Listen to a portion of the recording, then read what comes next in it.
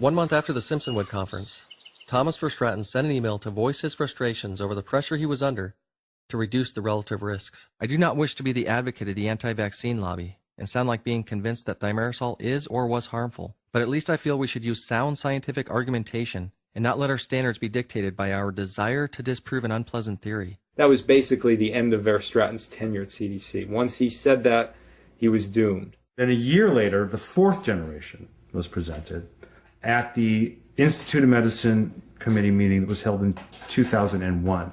There were 2 IOM meetings on vaccines. The Institute of Medicine, known as the IOM, was paid by the CDC to perform 2 separate reviews of the evidence in relation to vaccines and autism.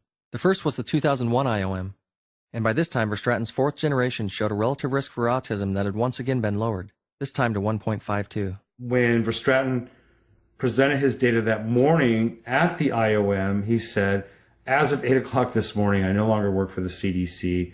I am now an employee of GlaxoSmithKline, and I'll be going back to Belgium to work for their Brussels office. Well, Glaxo, of course, is a vaccine maker, uses thimerosal, and is a defendant in a lot of lawsuits. The 2001 IOM concluded the link between autism and thimerosal is biologically plausible. They emphasized the need to perform biological and clinical science. After the IOM 01 report that found biologic plausibility, the trial lawyers came out of the woodwork and were filing class actions in civil court, and we're kind of gearing up the whole litigation machinery to go after industry. And Eli Lilly came along with a rider, Homeland Security Act, that would have given the vaccine companies permanent immunity from suit. 10 years ago, it was 1 in 10,000. Now it's 1 in 250. A 40-fold increase in 10 years. And we had the audacity to take the only tool that these parents had out of their hands to sue the pharmaceutical companies that manufactured that. Dan Burton was, of course, furious, and he tried to stop it on the House side, but it was too late at that point. It did pass. And when it came time to vote in the Senate side, they could either vote down the Homeland Security bill or vote it in with this rider from the House. And that's what they did. They voted it in. Had I been notified, I would have been down here on the floor debating it very stringently because we've been studying this issue for 3 years. Initially, a lot of people thought that Bill Frist had inserted this rider. He was the Senate Majority Leader, Republican at the time. Bill Frist had major ties to Eli Lilly and had previously attempted to protect them from these lawsuits. Frist said, no, it didn't come from me. You might want to check with the White House. Before becoming vice president under Ronald Reagan, George Bush Sr. was a director on the board of Eli Lilly. His vice president's family owned controlling interest in Eli Lilly, who was a major contributor to the Bush Quayle campaign for the presidency. It was this administration that would over double the amount of thimerosal children were being exposed to in their vaccines. His son George W. Bush's current budget director was Mitch Daniels, who was vice president of Eli Lilly. Sidney Terrell, Eli Lilly's current CEO at the time of the Lilly rider, just so happened to be a member of George W. Bush's Homeland Security Advisory Council. And the White House said, no, it wasn't us. We think it may have come from Senator Frist. The parent community just erupted in a unified sense of outrage. Those of us who understood what that meant organized a letter-writing campaign, a faxing campaign, emails, phone calls into Congress, and as one person described it, brought the Senate to its knees. In January, in a technical amendments bill, it was taken out. So it was it is still remembered on the Hill as one of the few times when a public outcry has forced an abrupt reversal on such a sleazy rider. Congressman Dick Armey finally admitted that he did it. He was quoted as saying, "I did it, and I'm proud of it." Our enemies are innovative and resourceful, and so are we. They never stop thinking about new ways to harm our country and our people, and neither do we.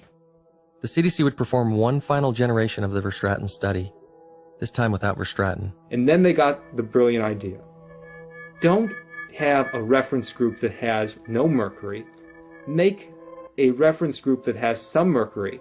And don't take the ones who got the maximum mercury as your exposed group to compare against. Take ones who have a little less. In other words, take the extremes and drive them towards the middle, and the closer you get to the middle, the smaller the relative risks. That's what they published. And that's what they ultimately published. You weren't involved in Verstraeten in 2003 at all, were you? No. He laughed. Yes. There was a circus. There was a total circus. How would it be possible for this to go through, from 7.62 to the next analysis 2.48, to the next analysis 1.69, to the next analysis 1.52, and then down to 1? I don't know how this happened. It's startling. It does suggest to me that I probably wouldn't want to take too seriously any of the numbers. The CDC coincidentally lost Oliver Stratton's original raw data, so this study can never be replicated by an outside source. When you have a protocol and you get data, and then you don't like the data you got, so then you go back and change the rules, that's just not cricket. That's fraud in anybody's book. 2003 would flash us back in time to when tobacco companies were paying big money to prove their cigarettes were not causing lung cancer. The babies born from women who smoke are smaller, but they're just as healthy as the babies born from women who do not smoke. What about the higher rate? And some women would Yes. prefer having smaller babies. This time, however, the CDC would spend millions of our tax dollars desperately trying to prove their thimerosal was not causing autism. None of the things which have been found in tobacco smoke are at concentrations which can be considered harmful. Small quantities of toxins really need to be there in larger quantities for them to be dangerous. But the components themselves can be considered harmful, can they not? Anything can be considered harmful. Applesauce is harmful if you get too much of it. Water, for example. I mean, if I drank 2 gallons of water without replacing the sodium or the specifically other minerals that are there, I can lower my serum sodium enough so that I would have a seizure. Does that mean that water is a neurotoxin? No. I don't think many people are dying from applesauce. They're not eating that much. You're telling us that there is no link? Is that correct? I am saying that the science to date, to date, the existing data do not demonstrate a causal relationship between that vaccines there is and no autism. causal link. I am not a scientist, Mr. Waxman, and that is why doctors asked or scientists asked to participate here this morning to perhaps answer in greater depth the questions that you raised. I'm glad we're having this hearing today on autism. We still have many questions about autism. What causes it? What are the safest and most effective treatments? Is there a way to prevent it? How many people in the country suffer from autism? If mercury in the vaccines caused autism, why don't all the children have autism? Just like if cigarette smoking causes lung cancer, why doesn't everybody get lung cancer who smokes? The answer is susceptibility. Desperate to exonerate thimerosal, the CDC would orchestrate 4 more studies in collaboration with researchers from other countries. Their primary focus was on Denmark, where they would conclude and widely report that autism rates continued to rise even after thimerosal was removed from their vaccines by 1992. But the CDC knew exactly why the rates had risen. Confounding factors made it completely impossible to look at thimerosal removal and autism incidence in Denmark. Shortly after thimerosal was removed, Denmark changed their autism diagnosing criteria, increasing the rates. Then they began adding to the rates all children who had been diagnosed outside of a hospital, which account for the majority of cases nationwide, easily explaining why the autism rates went up after thimerosal was removed. But once these changes stabilized, the rates started going down. And the CDC knew this. Yet somehow, through a wave of a magic wand, thimerosal was absolved at the very, very end of the article. Their conclusions put many countries at ease by reassuring them thimerosal was not to blame. The principal investigator and co-author on one of the studies is now living in Denmark as a wanted fugitive for stealing over $1 million from the CDC. So all of a sudden you had 5 published epidemiological studies showing no link between mercury and autism. What does the CDC do in December of 2003? It calls on the IOM to suddenly, quickly, without warning, hold a special meeting of the IOM Vaccine Safety Committee meeting on February 9th, 2004. The CDC had completely ignored the 2001 IOM panel's recommendation for biological and clinical science. I always said the cells and molecules don't lie, but numbers can lie. Epidemiological studies can be designed to come out with an answer that you want. On January 15th of this year, I wrote Dr. Julie Gerberding, the director of CDC, and I asked her to postpone the February 9th Institute of Medicine meeting. There was work being done on the other side, on the biomedical side, on the biological side, but none of that had yet been published. I said pressing forward with this meeting at this time, I believe, will further undermine the credibility of the Center for Disease Control on matters of vaccine safety and do damage to the reputation of the Institute of Medicine. So it's not even possible to do an epidemiology study of any sort that could rule thimerosal out? Absolutely. For all time, you can't do a study an epidemiologic study that would rule out almost anything. Yet the prestigious Institute of Medicine came to the conclusion that these studies definitively rule out thimerosal as the cause of autism. Studies that all have fatal flaws and are in no way even designed to rule thimerosal out. What is perhaps the greatest outrage, it goes further to call for the halt of further research. We never say, like the IOM, no further study should ever be done. If you ever read that in Science, by the way, you know there's a problem. The only reason you'd want to close research is that you might fear what you would find. And that's how we ended up with the famous May 2004 IOM report, which has affected this debate ever since. It was now May 2004, 4 months after getting that tetanus shot, and I was researching obsessively. He spent hours and hours and hours and hours on the internet researching some of this stuff. In fact, I thought that was probably a sign of something wrong right there. I rush ordered a book about mercury poisoning that was written by Dr. Andrew Cutler, who had a PhD in chemistry from Princeton. This book was my first hint of hope that I could recover from what I was going through. You got to find a chelator for mercury that goes into the brain and then figure out how much to take and how often. Alpha-lipoic acid was an available material that would do this, and it needed to be given every 3 or 4 hours. Removing the mercury from my brain was a very slow and scary process. But gradually I started to notice certain symptoms were no longer there, and week by week there were less and less. Within a few months of sticking to Cutler's protocol, I was able to go back to work. And by January, my symptoms were almost completely gone. You know, the government really has a position that thimerosal is not bad for you, it's not bad for you, it's not bad for you, it's not bad for you. When I had fully recovered, I would hear these words all over the news. I thought I must just be the 1 in a million that thimerosal can harm. But as time went by, the more curious I became. If I was a full-grown man when I got destroyed by the amount of mercury in a single vaccine, what could happen to a tiny baby getting 3 of these shots in one day? The science became my new obsession. And then we had this peculiar decision to increase the recommended coverage for the flu shot. Just 10 days after the IOM report, the CDC responded by publishing their recommendation that all babies start getting thimerosal-loaded flu shots, also recommending all pregnant women get this shot. Common sense and also all good science suggests that exposures in utero to these, tiny growing fetuses is catastrophic. Did you get your flu shot? I did. We did. I did. I did. Thimerosal was not removed from flu shots because it was not a routine childhood vaccine when the joint statement was made in 1999.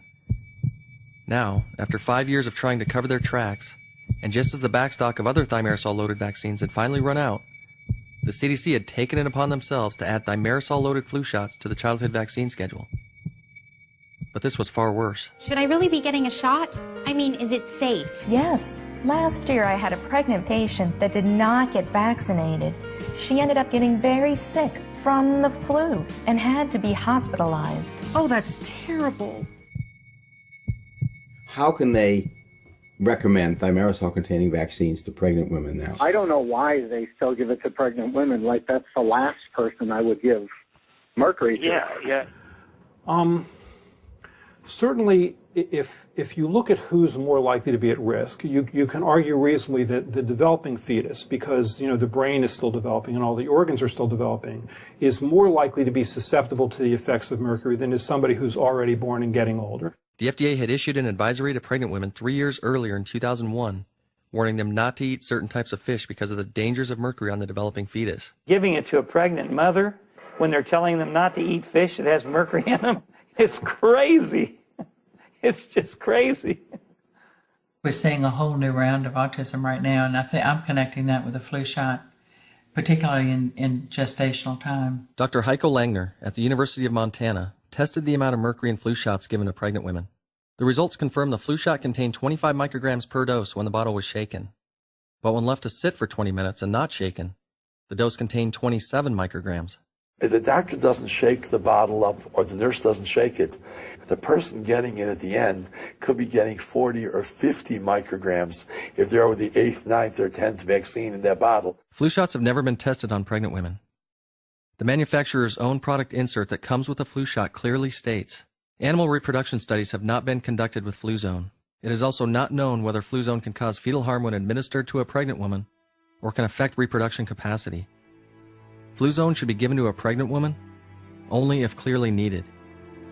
Yet the CDC somehow recommends all pregnant women get these shots. If you read the flu vaccine drug insert, you'll see all the makers say this, that we don't know whether flu shot is harmful to the pregnancy. We don't know if it's harmful to the fetus. We don't know if it can cause birth defects. And that's an outright lie. There's been 3 animal studies where they've looked at the effect of thimerosal on developing fetuses for animals.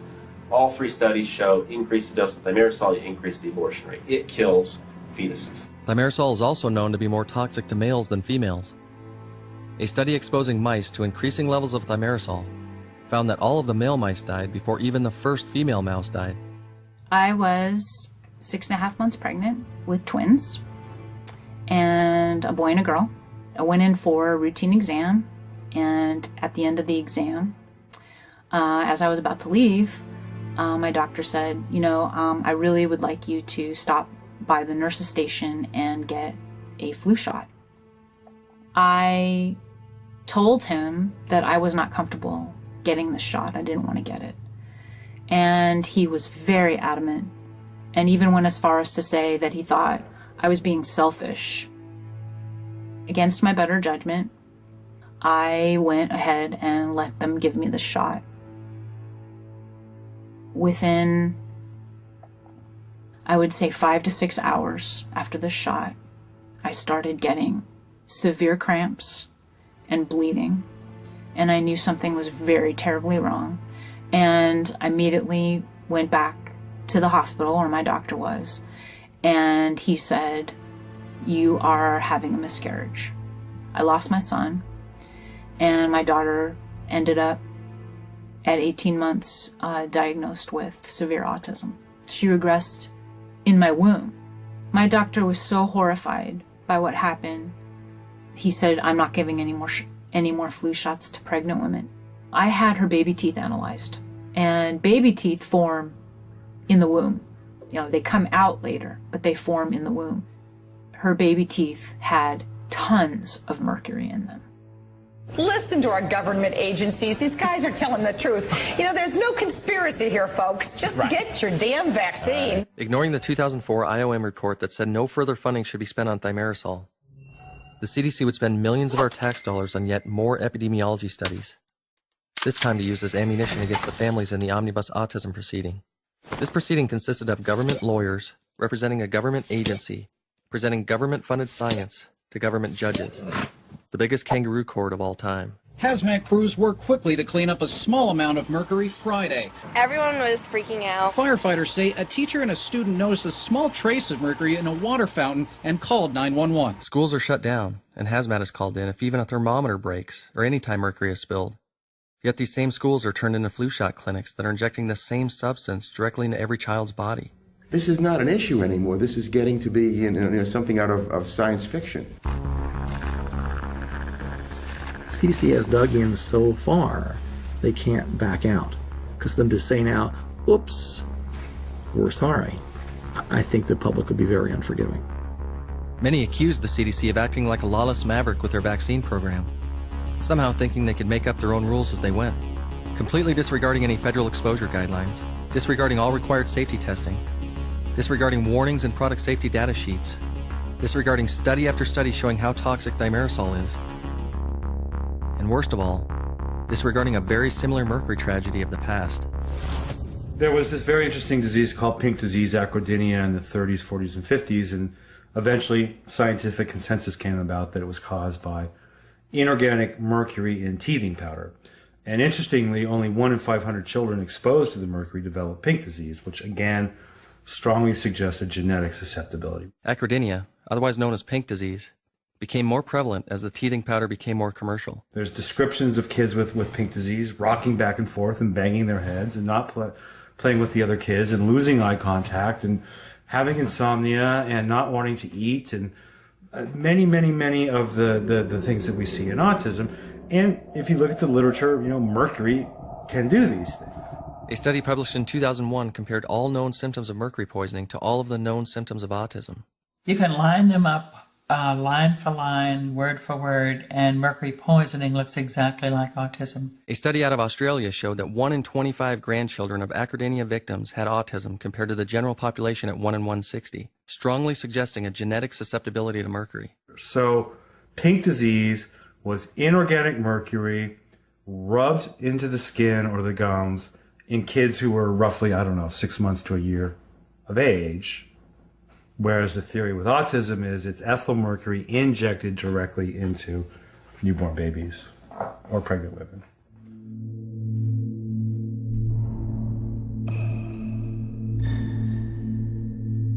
When you got sick the second time, what did you think was going on? I didn't know why I was sick again. I was pretty much in a desperate state. I knew all my symptoms had come back. My doctor in California kept asking me, did you get a flu shot? Did you get any type of vaccine? And, he was actually started talking about other sources. All of a sudden, he asked me if I had been exposed to any broken fluorescent light tubes. If you break one, there's mercury in it. I'm taking all those light bulbs out of my house. In fact, I want to introduce a bill to get mercury out of those light bulbs or get those light bulbs out of America. I was working at my job in a demolition area, and I was talking to one of my engineers, and I look over and I saw somebody sweeping up 3 or 4 of those broken, those 4-foot fluorescent light tubes that had been shattered. And if I had taken 5 seconds to look online and figure out that it's mercury vapors in those, I knew that there was a mercury link to those bulbs. But I thought, you'd have to touch it to be exposed. I remember looking over at those bulbs, and I had the thought in my head, we'll see if I get sick again. I've seen a lot of people throw these in the trash. And I sure as heck wouldn't want to be working around that. I was so focused on the word thimerosal that I left myself vulnerable, and here I was sick again because of something else besides thimerosal. A year after recovering from the tetanus shot, all of my symptoms had come back with a vengeance. I had already recovered from this once, so I knew I could do it again. I brought him home 3 months after that second exposure, and his physical state was the lowest it had ever been. This time my symptoms were not slowly disappearing like they had before. They were only getting worse. He was in total distress.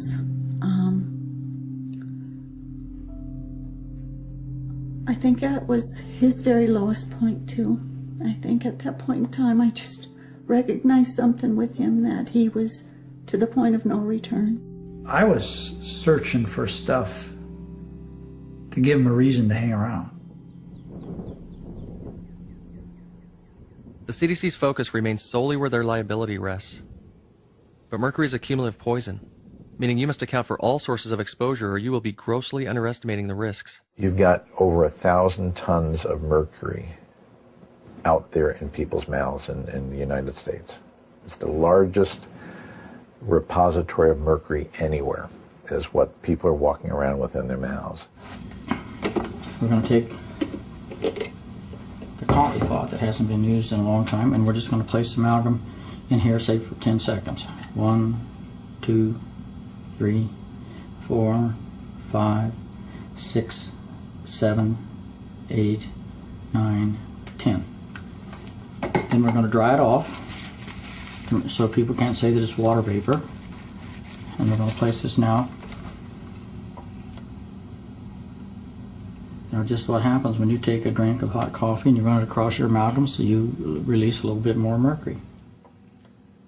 The mercury levels in the fetus that are born to a woman with amalgams will have higher tissue levels of mercury than the mother, from the mother's fillings. New research suggests the placenta removes mercury from the mother's bloodstream and concentrates the mercury in the fetus. People used to joke, it's kind of a macabre joke, but if a woman is mercury toxic, one of the most effective ways for her to detoxify is to have a baby, because the baby will draw a lot of that mercury out of her. Just like individual person accumulates mercury as they age, the industrial world is accumulating mercury as it ages. There are over 600 coal-fired power plants in the United States that release over 50 tons of elemental mercury into the atmosphere each year. They burn coal to generate electricity, and when they're burning the coal, the natural mercury within the coal gets released into the environment. Dr. Raymond Palmer found that for each 1,000 pounds of mercury released into the environment, there was a 61% increase in the rate of autism. So there's this global pool of mercury, of elemental mercury, that's circling the globe, literally. Rain eventually brings the mercury down to the surface of the earth, where it builds up not only on the ground, but also in the streams and lakes and oceans. A 2008 study concluded that something in the rain is playing a strong role in the autism rates. Once they enter a water body, they can get converted by bacteria from these elemental forms of mercury into an organic form of mercury called methylmercury. Algae will absorb the methylmercury. Zooplankton then eats the algae, which is then eaten by a small fish, which is then eaten by a bigger fish, and then a bigger fish comes along. And then Joe Fisher, who is at the top of the food chain, feeds his pregnant wife and children all of this accumulated mercury. Another 100 tons of mercury is released in the United States each year from municipal waste incinerators, chlorine plants, mining, cement plants, steel mills, automobiles, furnaces, crematoriums, and others. The projection is that by 2050, the world's mercury levels will almost double, and we're already at a very high level.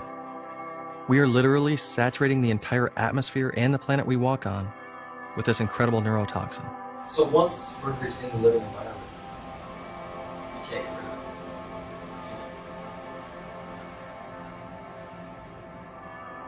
it. An EPA study found that by 1999, 1 in 6 women of childbearing age had blood levels of mercury above what is known to cause neurological harm to a developing fetus. You're not starting, in the case of thimerosal, from ground zero. You're starting with already a body burden.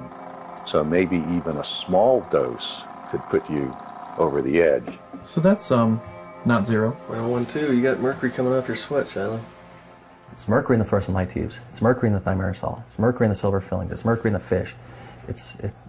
Mercury is the key word. Mercury-containing vaccines may help, not harm kids, according to 2 new studies in the journal Pediatrics. In 2010, the CDC would put their final nail in the coffin with an epidemiology study that claimed not only does thimerosal not cause autism, it actually protects children from autism.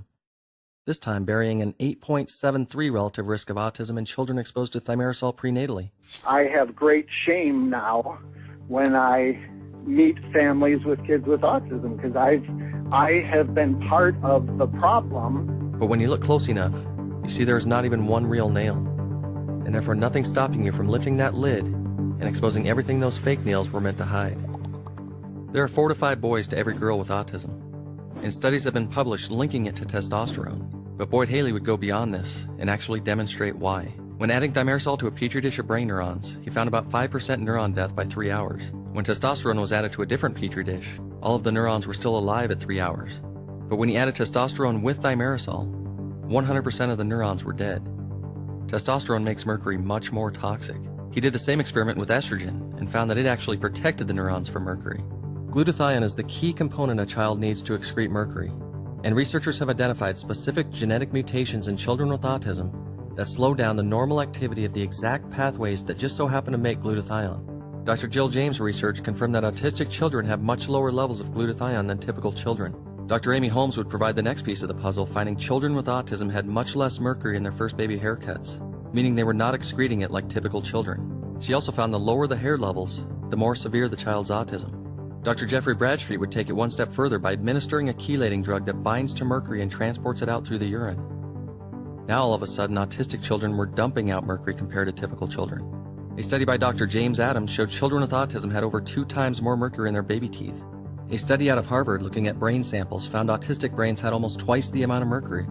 So a child's testosterone levels combined with their ability to excrete mercury clearly define the genetic susceptibility. But as the exposure levels go up, the environmental trigger becomes the master neurotoxin. Mercury forms a very strong bond with selenium, and when exposed, it can render useless specific selenoproteins that play a key role in maintaining a child's glutathione in its active state. This reduces a child's glutathione levels. Mercury also inhibits the enzyme HST, which is required to convert DHEA to sulfates. This forces more DHEA in the wrong direction and increases a child's testosterone levels, making the mercury much more toxic. Elevated testosterone then inhibits the CBS enzyme, reducing glutathione levels even further. So as the mercury levels increased in the vaccines, more and more children who were less and less susceptible became more susceptible and ended up poisoned. Dr. Jill James has since published the ultimate study, showing white blood cells of autistic children really are more susceptible to the toxic effects of thimerosal than those of typical children. But even more unbelievable, she was able to increase the susceptibility of the typical children's cells to match that of the autistic children's just by adding more thimerosal. Rain, silver fillings, the mother's age, coal plants, testosterone, genes. So many different studies all showing the link to autism. All happen to have a single common denominator. A study in 2004 exposing mice to thimerosal induced significant behavioral and neuropathologic effects very similar to what is seen in autism. Peruvian scientists in 2007 exposed infant hamsters to thimerosal at levels mimicking childhood vaccines and found severe brain injury in the exact areas of the brain implicated in autism. A study in 2010 exposing voles to mercury induced two of the hallmark characteristics of autism. Other studies performed on mice and rats and monkeys all found toxic effects on the brain and behavioral changes similar to autism. Sick voles, sick mice, sick hamsters, sick monkeys, sick children. But no need to worry. I'm sure the CDC is working on another epidemiology study. Walking backwards even further, you see that someone left their fingerprint at the scene of the crime. The exact year thimerosal was introduced into childhood vaccines is the exact year the oldest of the first 11 children ever diagnosed with autism was born. What else on this planet was introduced in 1931, increased in exposure around 1990, occurred in all 50 states at the same time, explains why some are born with it and others regress after vaccines, was given to children far beyond safety guidelines yet remains undetected in blood, hair, and urine, affects boys more than girls, explains why some are more susceptible than others, induces animals into autism, caused a condition similar to autism in the past, explains the exact symptoms they have, explains the CDC's behavior, and explains what many think is impossible, the recovery of these kids. That time of year again, time to start thinking about those flu shots. Ooh. Also, there's a possible treatment for autism that some say is curing children. Baxter Burley looks and acts like a normal 6-year-old, because he is. That's why it's hard to imagine that at age 3, he had full-blown autism. The same regional center that gave him the diagnosis, the same group of people, reversed his diagnosis. Something else that reversed, the amount of mercury in his system. It went from a high level of 13 to what's considered almost negligible, 0.5. No longer considered autistic. No longer considered autistic. That was a big day. We actually call it the day he lost his diagnosis, we call his second birthday.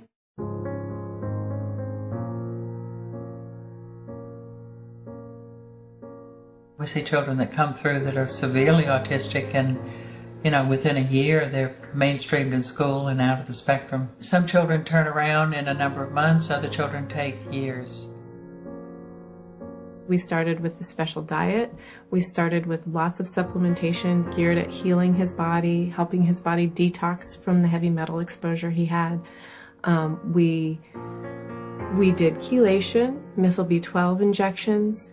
We rented a hyperbaric oxygen chamber for our house. The self-stimulatory behaviors that we saw so much of are all gone. He's not covering up his ears.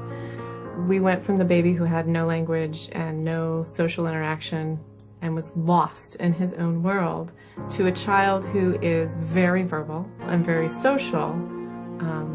He's very much engaged in relationships with everybody in the family. Quinn has a best friend. He wants to see his friend every day. His friend wants to see him. Are you filming a movie? Yes. Yeah, and they're following me everywhere.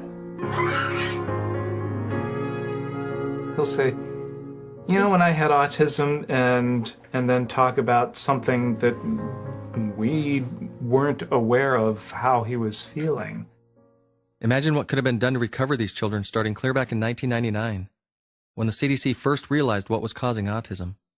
Over 12 years later, they continued to tell the same old story. CDC is not certain how much. Well, there's no simple explanation for the increase. Due to changes in the definition of autism or an improved recognition and increased recognition. And even though some doctors are recovering these kids, the CDC continues to waste even more critical time by turning a blind eye to it. How much longer will we allow those who have caused this epidemic to be in charge of solving it? It's a puzzle, and we're putting all the pieces of the puzzle together that way. We're sending thimerosal containing vaccines all over the world. They're taking it out of children's vaccines here in America, but they're still putting it in vaccines they're sending to third world countries. So my colleagues, if you're concerned about Africa and India... 13 years after the AAP's joint statement to remove thimerosal as soon as possible for U.S. children, the AAP and the World Health Organization convinced the United Nations not to remove thimerosal in vaccines for developing countries, reassuring the delegates of these countries there is nothing to worry about. They were like giving us guarantee to be rest assured. There's been no case of adverse effect reported in any part of the world. They dislike us enough without them finding out that they're now getting more autistic children. But I'm afraid that's a real possibility. You can lose a whole generation from mercury. So why should they accept to have it introduced in the vaccine? What's your response to people who are just going to blow you off as being anti-vaccine? This has never had anything to do with being anti-vaccine. You know, I'm not anti-light bulb. I'm not anti-putting fillings in your mouth. I'm not anti-fish. I mean, this has nothing to do with being anti-anything other than not exposing people to mercury. The only reason we're using mercury in any product is strictly for money reasons, and that's it. Julie Gerberding, who was the director of the CDC, went on to become president of Merck's $5 billion a year vaccine division. Eli Lilly went on to make billions of dollars by inventing Prozac for depression and Strattera for ADD. Depression and ADD are two of the most fundamental symptoms of mercury exposure. Genius.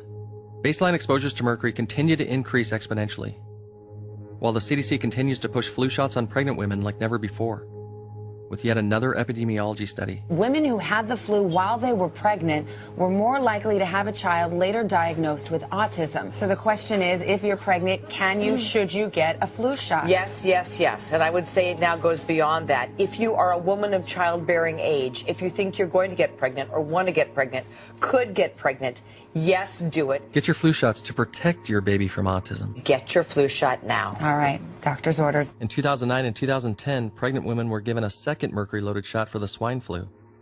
This has never been done before.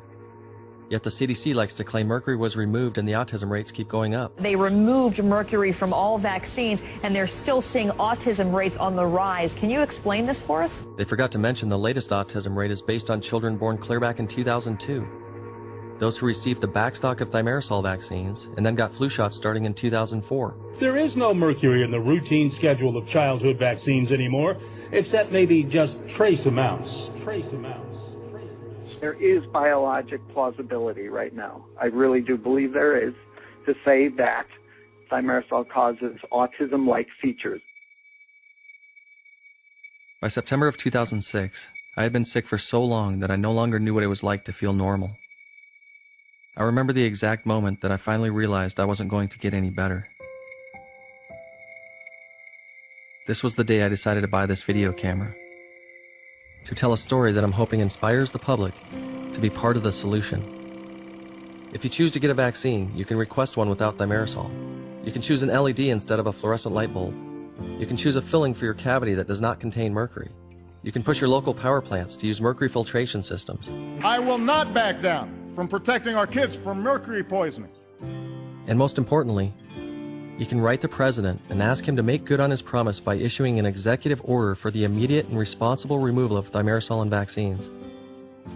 No matter what has happened in the past, we must all understand that it's not too late to fix.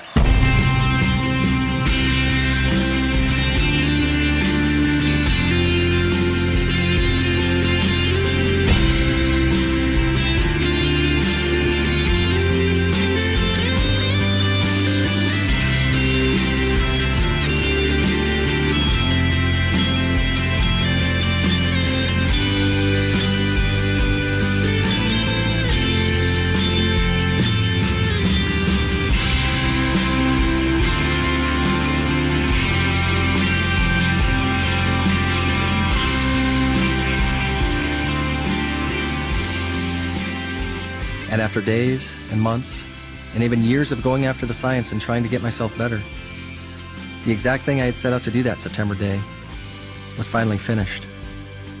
And by this time, so was my sickness.